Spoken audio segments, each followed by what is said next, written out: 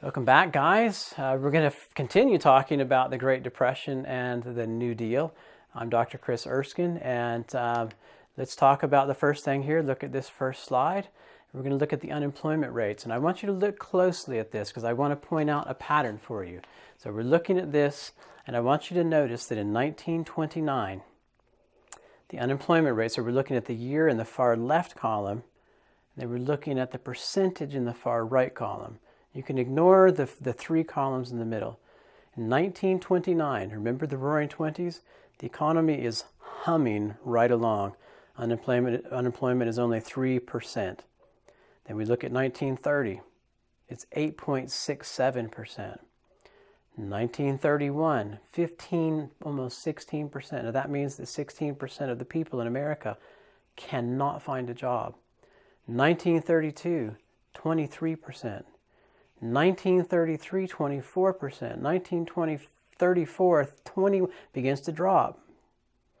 But look at what happens in 1937. It's at 14%. 1938, it's at almost back up to 19%. And then 39, 40, and 41, it begins to drop. Now look at 1941. It's at 9.66%. Why do you think suddenly it drops so much in 1941? And in 1940, it's also going down.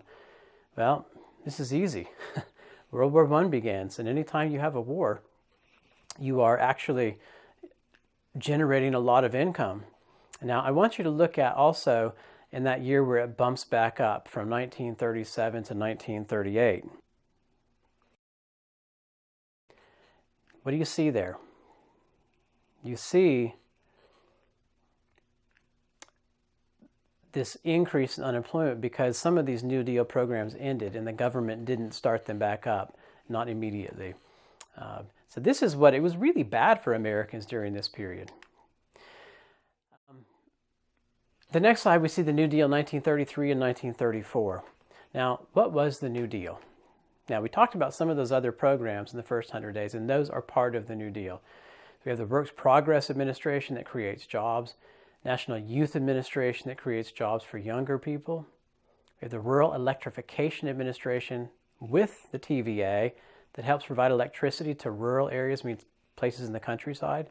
At this point, many places in the countryside still don't have electricity, but the Rural Electrification Administration and the TVA begin to build not telephone wires, but electricity wires all the way out to these rural areas. And then the Social Security Administration. Now this saves money for people when they retire. Can you imagine when you retired during this period and you don't have a job anymore? What do you do for money? You have no money. You have to save money or you have no money. You became very poor when you got older.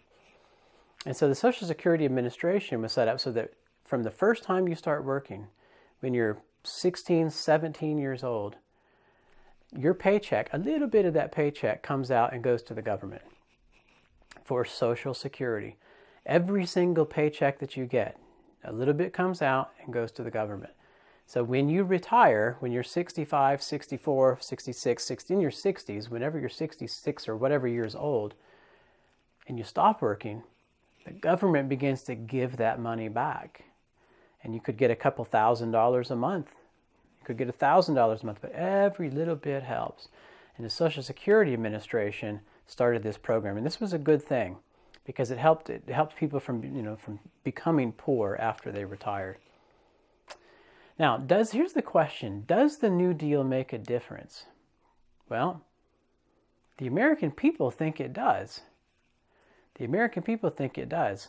They re-elect Roosevelt, and we'll look at that on the next slide. But they re-elect him, and it's not even close. In English we call it a landslide. So what programs made a difference from the New Deal in helping us get out of this depression? Well, all of them made a difference to people because people that didn't have a job now have a job. People that didn't have food now have food.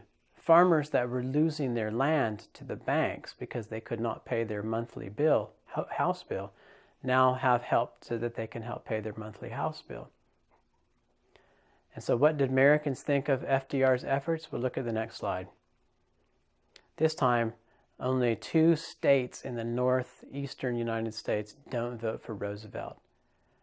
He wins by a landslide. This is the most convincing victory in American history. We have another one, 2 other ones that are close to that. One of them is Nixon in 1972, and then we have one that's Reagan a couple presidents later in 1980. So this is where we're going to stop for this lesson, and I just want you to remember that the New Deal was these economic programs that FDR put into place, and the big question is, did it really help? Well, most people, most economists think it didn't help, that really what helped was World War II. But we're looking at this slide from the 1936 map, and it looks like the people then thought that Roosevelt was helping. All right, we'll see you guys in the next chapter. We'll see you next week. All right, bye-bye.